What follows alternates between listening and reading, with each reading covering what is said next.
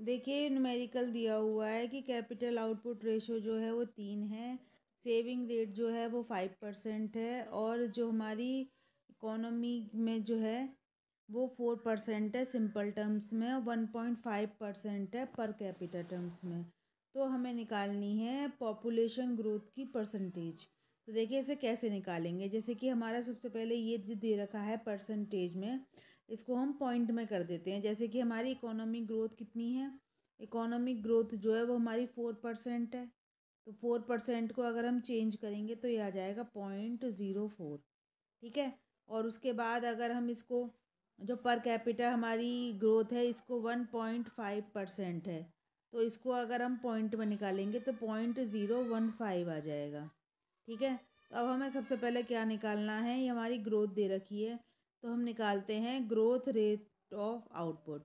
Growth rate of output निकालते हैं। देखिए ग्रोथ रेट ऑफ आउटपुट निकालने के लिए क्या करेंगे, जो हमारा ये आया है सेविंग रेट, कितना आया है, सेविंग रेट जो हमारा आया है 0.05। ठीक है। इसके अपॉन में हम रख देंगे जो हमारा कैपिटल आउटपुट रेशो है। तो देखिए इसको निकालेंगे तो कितना आ जाएगा, ये आ जाएगा हमारा 0.0167। अब देखिए पॉपुलेशन ग्रोथ रेट निकालनी है, तो जी में से हम पर कैपिटा अपनी ग्रोथ को माइनस कर देंगे। ठीक है। तो हमारी ग्रोथ कितनी है 0.0167, और पर कैपिटा ग्रोथ कितनी थी 0.015। तो इसे माइनस कर देंगे तो कितना आएगा, माइनस कर देंगे तो आएगा 0.0017। और देखिए इसमें हमसे क्या पूछा गया है, हमसे पूछा गया है रेट ऑफ पॉपुलेशन ग्रोथ। ठीक है। तो वो कैसे निकाल लेंगे, हमारा जो 4% है, जो ये 4 है इसमें से इसको -1.5 माइनस कर देंगे तो कितना आ जाएगा 2.5। तो हमारा बी ऑप्शन जो है वो इसका राइट आंसर है। ठीक है जी।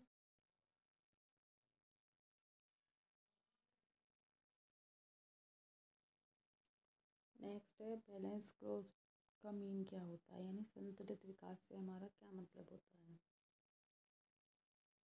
Different part of the economy grow in harmonious manner, यानी जो भी हमारे इकोनॉमी के पार्ट हैं वो एक से ही सेम तरीके से ग्रो करते हैं। The concept of unbalance growth has not been advocate by, मतलब इतने अर्थशास्त्रियों में से किसने असंतुलित विकास का समर्थन नहीं किया है। देखिए ये जो हमारे दे रखे हैं इनमें से हमारे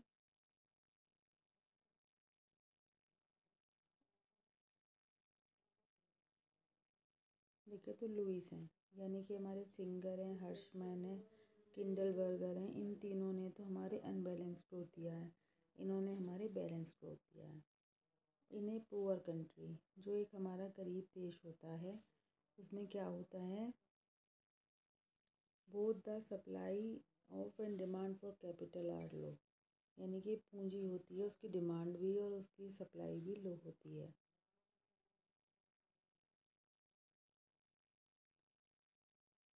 ए sustained high rate of growth of an economy result in, जो हमारी एक इकोनॉमी की एक सतत हमारी जो ग्रोथ चलती रहती है तो उससे क्या होता है, high rate of growth of the agriculture sector, सही है। Change in occupational structure in favour of industry, industry के फेवर में हमारा ऑक्यूपेशन स्ट्रक्चर चेंज होता है, इंडस्ट्रियलाइजेशन रैपिड होता है, तेज़ होता है, तो यानी सभी हमारे सही हैं। Who believed that the people in less developed country are not economically motivated towards work and does not respond to normal monetary incentive। किसने ये कहा था कि जो अल्प विकसित देश होते हैं उनके जो लोग होते हैं वो आर्थिक रूप से काम करने के लिए मतलब मोटिवेटेड नहीं होते हैं, और वो जो भी जो मनी के रूप में उन्हें इंसेंटिव मिलता है, यानी कि जो लाभ मिलता है, प्रलोभन मिलता है, उसके लिए भी रिस्पॉन्ड नहीं करते हैं। तो ये हमारा कहा था अर्थशास्त्री J.H. बुके ने। The important feature of modern economy growth has been, जो हमारी मॉडर्न इकोनॉमिक ग्रोथ है तो उसका इम्पॉर्टेंट फीचर क्या है, सस्टेनेबल राइज है, जो हमारी पर कैपिटा है प्रोडक्ट है उसमें इंक्रीज प्रोडक्टिविटी है लेबर इनपुट की, इंक्रीजिंग यूज़ है मॉडर्न साइंटिफिक नॉलेज का। तो हमारा ये सभी इसके सही उत्तर हैं। The idea of balance growth is related to the classical. जो हमारा संतुलित वृद्धि का जो आइडिया है वो किससे हमारा मिलता हुआ है? तो देखिए वो हमारा idea of full employment equilibrium से मिलता हुआ है। The spread effect refers to the fact that when a particular region develop economically then जो हमारा स्प्रेड इफेक्ट है वो क्या बताता है कि जब कोई एक हमारा क्षेत्र जो है वो डेवलप करता है तो उससे क्या होता है, it may favourably affect the development of certain other regions.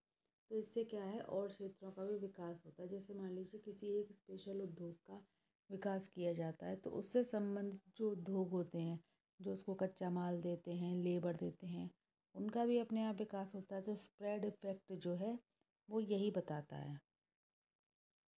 In the growth process of under countries high rate of population growth has been accompanied by.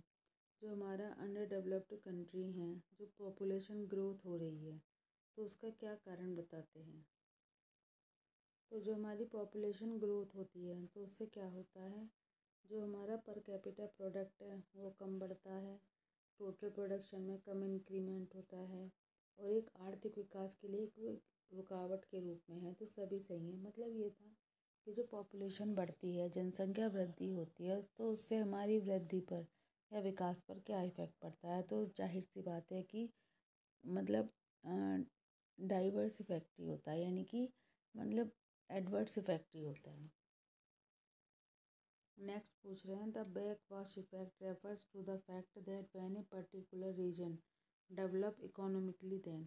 जो बैक वॉश इफेक्ट है वो क्या बताता है, जब कोई एक रीजन हमारा डेवलप करता है तो क्या होता है। वो ये some other region particularly the backward ones loose.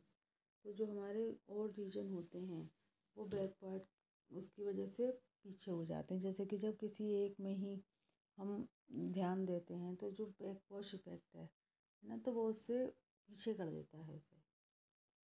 The statement that the diversion of labour is limited by extent of the market. ये कह रहे हैं कि जो श्रम का विविधीकरण है वो मार्केट से कहाँ तक जो है संबंधित होता है। तो देखिए जो हमारा ये डाइवर्सिफिकेशन है ये मार्केट से, इसे किसने बताया है, श्रम का विविधीकरण श्रम का विभाजनीकरण एडम स्मिथ ने। A circular constellation of forces tending to act and react upon one another in such a way as to keep a poor country in a state of poverty. It is a description of, मतलब ये बताते हैं कि जैसे कि क्या है, एक पुअर कंट्री जो है गरीब देश को गरीब बनाए रखते हैं, जो वो चक्रीय क्रियाएं चलती रहती हैं। जैसे एक देश निर्धन है तो वो निर्धन ही बना रहता है। तो ये सर्कुलर कॉजेशन जो है हमारी थ्योरी ये किसने दी है हमारी, तो ये थ्योरी जो है हमारी ये विशि से सर्कल ऑफ प्रॉपर्टी निर्धनता के दुष्चक्र से संबंधित है। Economic growth can be measured in terms of change in. जो आर्थिक वृद्धि है उसको हम किसके चेंज से मेज़र कर सकते हैं, तो देखिए उसको हम रियल एनआई पर head of total population per annum, यानी कि जो हमारी प्रतिवर्ष जनसंख्या की वृद्धि दर है उसकी जो राष्ट्रीय आय है प्रति व्यक्ति तो उससे हम मेजर कर सकते हैं। से विच one of the following is correct, मतलब इसमें से कौन सा हमारा सही है।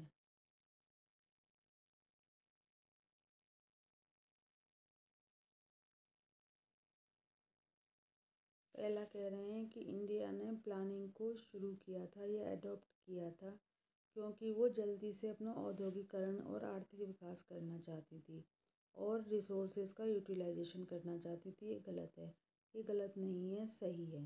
तो इसका मतलब ये हमारा करेक्ट है, लेकिन क्योंकि यहाँ पे फॉल्स दे रखा है इसीलिए ये हमारा गलत है, क्योंकि ये बात सही थी। The first plan was a success. पहला प्लान जो था वो एक सक्सेस था क्योंकि उससे पहले कोई प्लान नहीं था। तो ये सही है, तो ये हमारा सही है।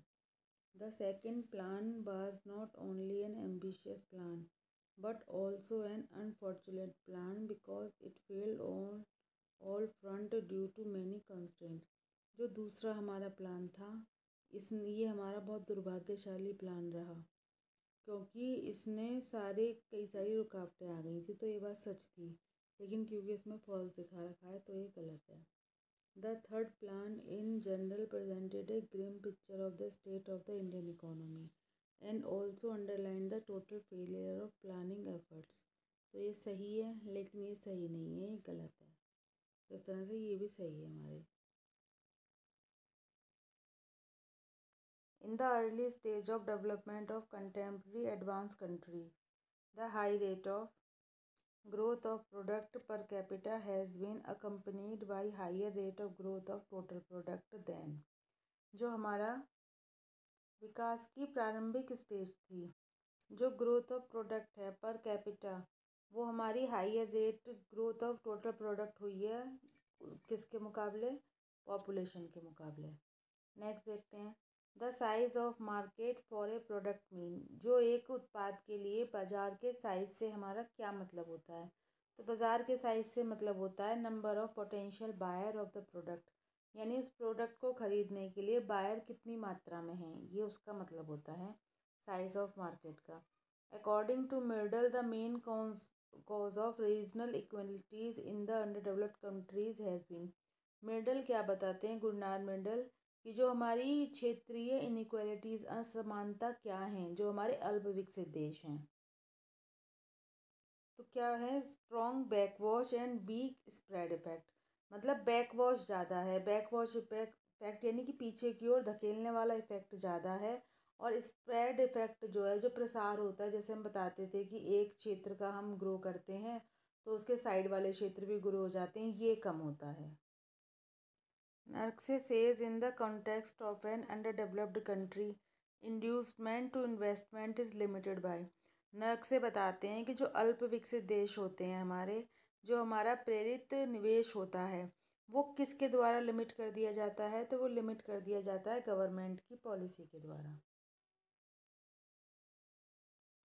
Once the initial difficulties of the take-off stage are over, the progress rate in developing countries will। ये क्या कहते हैं कि जो हमारी इनिशियल डिफ़िकल्टी होती है, जब टेक ऑफ की स्टेज होती है हमारी, तो जो उसमें शुरू में जो कमियां आ रही होती हैं, जो मुश्किलें आ रही होती हैं, अगर वो ख़त्म हो जाती हैं तो जो डेवलपिंग कंट्री है, जो विकासशील देश होते हैं, उनकी प्रोग्रेस रेट कैसी हो जाती है? बिकेम फास्टर, वो तेज़ हो जाती है। Middle build the his theory of economic development around the idea of. Middle जो हैं, गुरनार मिडल, इनकी जो आर्थिक विकास की जो थ्योरी है वो किस आइडिया से बनी हुई है? तो ये बनी हुई है उनकी regional inequalities of on the national plan. मतलब जो हमारी क्षेत्रीय असमानताएं होती हैं और क्षेत्रीय असमानताएं इंटरनेशनल लेवल पर, मतलब नेशनल और इंटरनेशनल दोनों लेवल पर जो है। तो हमारा सी इसका राइट आंसर है। The economist who question the economic aptitude of people in the less developed countries, वो कौन थे? जो वो अर्थशास्त्री जिन्होंने कि जो अल्प विकसित देश हैं उनके इकोनॉमिक एप्टीट्यूड यानी उनकी अभिरुचि की जो बात करी है, तो वो कौन थे? वो थे Scitovsky. The growth of the low income countries depend upon. जो हमारी लो इनकम कंट्री होती हैं, ऐसे देश जिनकी आय कम होती है, उनकी जो ग्रोथ है वो किस पे डिपेंड होती है? तो जो उनकी ग्रोथ है वो इंटरनेशनल और इंटरनल कंडीशन में। The vicious circle argument points the connection between. जो हमारा निर्धनता का दुष्चक्र है वो किसके बीच में जो कनेक्शन है वो बताता है? तो वो प्रोडक्टिविटी और इनकम के बीच में। यही तो चलता रहता है हमारा कि अगर हमारी प्रोडक्टिविटी कम है तो उससे इनकम कम होती है, इनकम कम होती है तो हमें पोषण कम मिलता है, हम खर्च कम कर पाते हैं, उससे फिर क्या है, फिर से प्रोडक्टिविटी पे डिमांड नहीं होती तो फिर से प्रोडक्टिविटी कम होती है। उसके बाद है who has suggested that economic development of developing country can be accelerated by weakening the backwash effect and strengthening the spread effect. किसने बताया कि जो आर्थिक विकास है, जो हमारे विकासशील देश हैं, वो किसके द्वारा उसमें तेज़ी लाई जा सकती है और बैकवॉश इफेक्ट कम किया जा सकता है और स्प्रेड इफेक्ट को बढ़ाया जा सकता है। तो ये हमारा बताया है गुरनाल मेडल ने। Which one of the following is not likely to be a cause of economic growth. इसमें से इकोनॉमिक ग्रोथ का कौन सा कारण नहीं है? Improved rate of capital formation, ये भी है। Increase in investment in education and training, ये भी है। रैपिड टेक्निकल प्रोग्रेस, ये भी है। बस मनी सप्लाई में जो इंक्रीज़ है ये नहीं है। तो हमारा ये इसका आंसर है। Contribution of a growing population to economy growth consist in what it add to. जो हमारा एक पॉपुलेशन है वो जब उसमें वो बढ़ती है तो उससे क्या कंट्रीब्यूशन हमारा बढ़ता है? तो उससे जो है हमारा सेविंग और इन्वेस्टमेंट जो है वो बढ़ता है। A country's rate of growth is determined by. जो हमारा देश है उसकी जो विकास की दर है वो किसके द्वारा डिटरमाइंड होती है? रेट ऑफ कैपिटल एक्यूमुलेशन के द्वारा। जो हमारा कैपिटल जो है उसके एक्यूमुलेशन के द्वारा होती है। The financial dualism refers to को existence in less developed countries of. जो हमारा जो वित्तीय द्वैतवाद है वो हमारी लेस डेवलप्ड कंट्री में किसके साथ हमारा रहता है? Commercial banks and non bank financial institution. मतलब कमर्शियल बैंक भी रहते हैं और जो हमारा एनएफसी होती हैं वो भी रहती हैं हमारी। The lump sum argument sees the prime cause of underdevelopment as the. जो हमारा लम्प सम आर्ग्यूमेंट होता है वो अंडर डेवलपमेंट का मेन को प्राइम कॉज है, क्योंकि फॉरेन इन्वेस्टमेंट के कारण। Ricardo predict the economy and in a stationary state because. Ricardo ने भविष्यवाणी करी थी कि जो अर्थव्यवस्था है वो एक स्थिर स्टेट में आ जाती है क्योंकि people will tyre of working. लोग जो है वो काम कर कर के थक जाते हैं। Which one of the following is not a correct statement about Higgins technological dualism theory. मतलब ये हिगिंग की टेक्नोलॉजी यानी तकनीकी द्वैतवाद के हिसाब से कौन सा करेक्ट स्टेटमेंट नहीं है? It present a historical evolution of the modern and traditional sector leading to a study rise in unemployment in the latter sector. मतलब ये मॉडर्न और ट्रेडिशनल सेक्टर को लेता है, सही बात है। It is superior to Boeke social dualism theory. ये बुके की जो सामाजिक द्वैतवाद है उससे सुपीरियर है।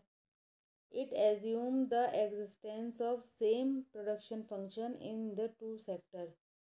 ये सेम प्रोडक्शन फंक्शन को नहीं मानता है, तो यही हमारा गलत है। और production in the modern sector in investment carried on fix technological coefficient, ये भी सही है। विच one of the following is a social factor that hinders economic development. जो ऐसा कौन सा सामाजिक कारक है जो हमारी इकोनॉमिक डेवलपमेंट को छिपाता है?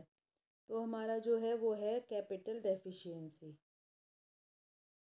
Poverty of under developed countries is deep rooted. जो हमारी अल्प विकसित देश है वहाँ पे जो गरीबी है उसकी जड़ें गहरी हैं, क्योंकि एंड सेल्फ परपेचुरिंग। मतलब और ये कैसी हैं? और खुद ही को ये क्या है वो बढ़ाती रहती है। मतलब जो हमारे अल्प विकसित देश हैं यहाँ पे गरीबी जो है इसकी जड़ें जो है वो गहरी रहती हैं और ये खुद ही अपने आप को मतलब घुम दोहराती रहती है। जैसे कि बताया भी था कि एक देश गरीब इसलिए है क्योंकि वो गरीब है। मतलब गरीबी की जड़ें ऐसी रहती हैं और एक चक्र में वो घूमती ही रहती हैं। The concept of technological dualism. जो हमारा तकनीकी द्वैतवाद है ये किसने दिया है? तो तकनीकी द्वैतवाद जो है वो बेंजामिन हिगिंस ने दिया है। J.H. Bouquet distinguished three characteristics of a society in the economic sense. These do not include the, जो हमारे बूके हैं इन्होंने तीन कैरेक्टरिस्टिक्स बताई हैं आर्थिक संदर्भ में, उसमें क्या नहीं आता है।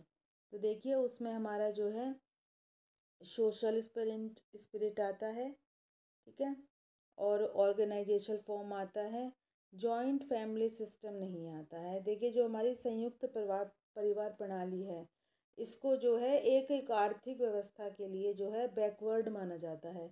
ये माना जाता है कि जो हमारी जॉइंट फैमिली सिस्टम है, इससे जो हमारी प्रगति है वो बढ़ने की बजाय घटती है, क्योंकि जॉइंट फैमिली सिस्टम में व्यक्ति जो है वो घर में ही रहता है, वो घर से बाहर नहीं जाना चाहता, या उसकी कुछ कंडीशन ऐसी होती हैं कि वो ग्रो नहीं कर पाता। The crucial determinant of the size of market is, market का जो साइज़ है उसका सबसे ज़्यादा क्रूशियल डिटर्मिनेंट कौन सा है, तो उसका जो डिटर्मिनेंट है वो है हमारा productivity. According to Boeke, a dual society is characterised by simultaneous existence of, जो बुके बताते हैं कि जो एक मतलब सोसाइटी है वो किसका मतलब एग्जिस्टेंस रहता है साथ के साथ में, उसमें क्या रहता है हमारा, तो उसमें imported and indigenous social system, यानी कि हमारा बाहर का भी रहता है और हमारा जो पारंपरिक चल रहा होता है वो भी हमारा सिस्टम रहता है। इंडिजीनियस मतलब जो हमारा देश का रहता है वो भी रहता है और विदेशों का भी रहता है। Malthus erred in his predictions because, Malthus अपनी भविष्यवाणी में गलत हो गए क्योंकि he underestimate the possibilities of voluntary restraints, मतलब उन्होंने जो हमारी ऐच्छिक जो कमियां रहती हैं उनकी जो है पॉसिबिलिटीज़ को अंडर एस्टिमेट कर दिया।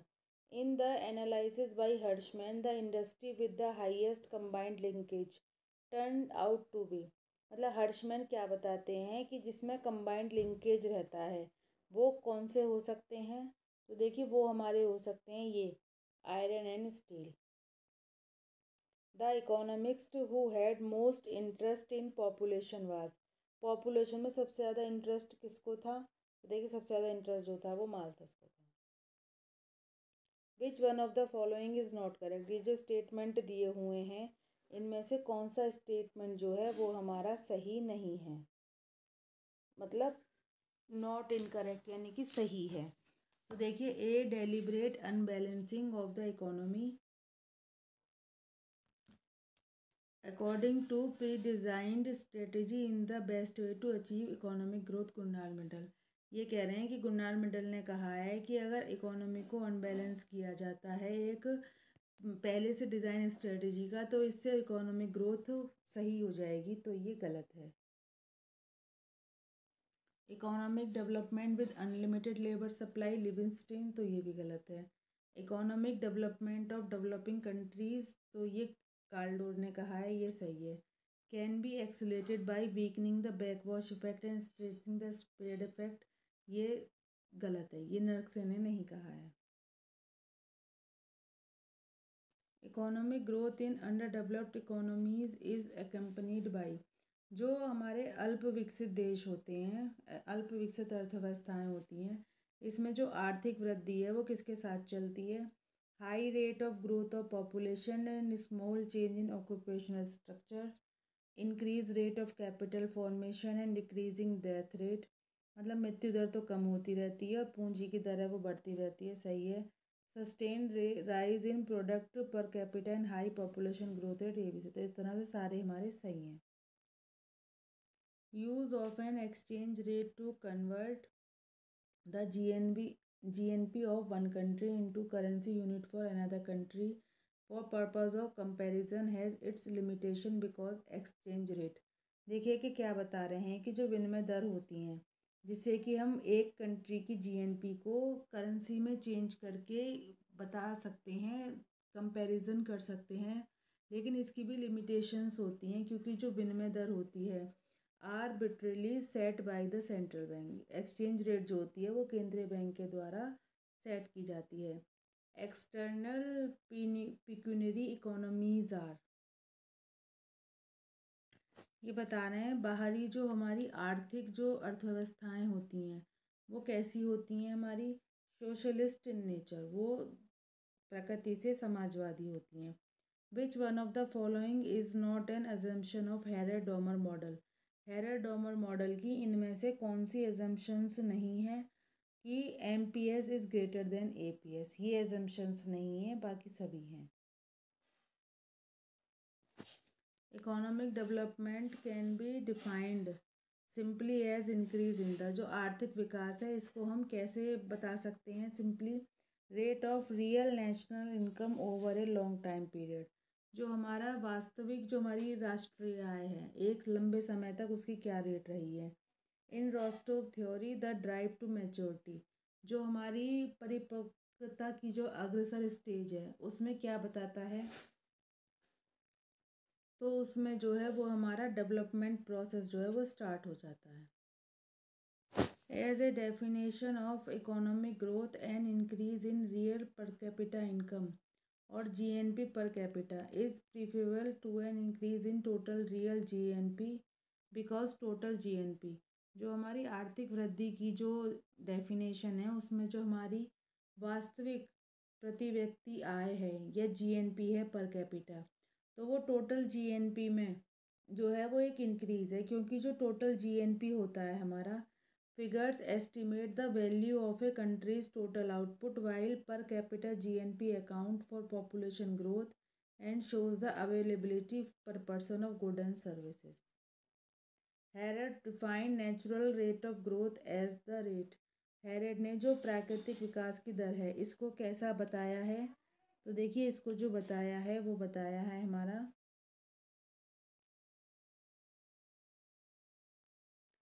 of advance which the increase of population, technological improvement of advance which available to natural resource which is also called full employment। तो हमारा सी इसका राइट आंसर है।